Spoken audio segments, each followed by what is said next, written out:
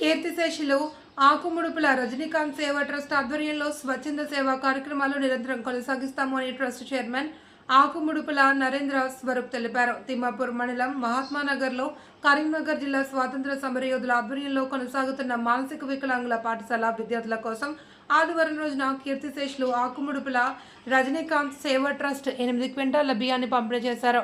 ఈ సందర్భంగా సేవా ట్రస్ట్ చైర్మన్ ఆకుమడుపుల నరేంద్ర స్వరూప్, హనుమంతు, కల్లూరి సోమనాథాలు మాట్లాడుతూ ఆకుమడుపుల రజనీకాంత్ జీవించి ఉన్న కాలంలో ఎన్నో స్వచ్ఛంద సేవా కార్యక్రమాల కోసం తన వంతు చేయూతనిచ్చారని, ఆపదల్లో కష్టాల్లో ఉన్న ఎంతోమంది అభాగ్యులను నిస్సహాయాలను ఆదుకోవడానికి రజనీకాంత్ తగిన సహాయ సహకారాలు అందించారని సందర్భంగా గుర్తు చేశారు.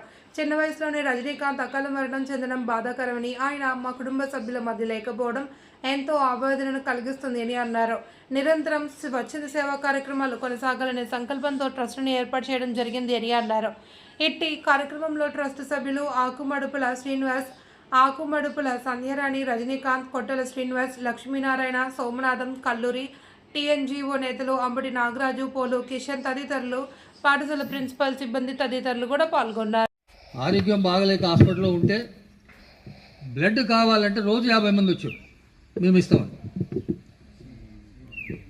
రోజు 50 మంది కూడా వస్తూ ఆ విధంగా అకాల మరణం చెందటం మేమందరం చాలా బాధపడ్డాం. ఇవాటికి కూడా ఆ బాధను మర్చిపోలేకపోతున్నాం. ఇంకో విషయం ఏంటంటే, ఈ ట్రస్ట్ ఎవరైతే నిర్వర్తిస్తున్నారో ఆ ట్రస్ట్ బోర్డు వారికి ప్రత్యేక నమస్కారాలు చెప్తున్నా. ఇంకా ఈ విధంగా ముందుకు తీసుకుపోవడంలో ఈ ట్రస్ట్ బోర్డు చేసేటువంటి కార్యక్రమాల్ని ప్రజల్లోకి తీసుకుపోయినట్టయితే ఇంకా ఎంతోమంది వీరికి అండగా నిలిచి ఈ ట్రస్ట్ బోర్డుని ముందుకు తీసుకుపోవడానికి ప్రయత్నిస్తారు.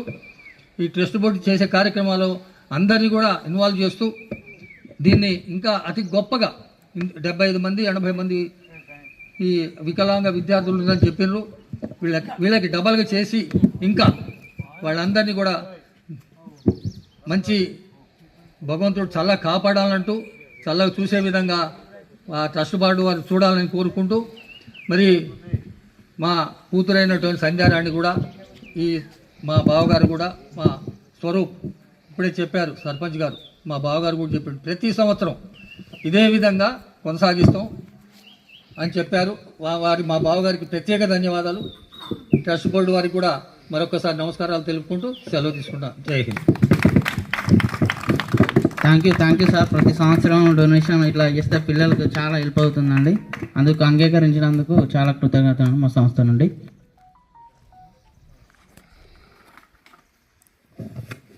డిస్ట్రిబ్యూషన్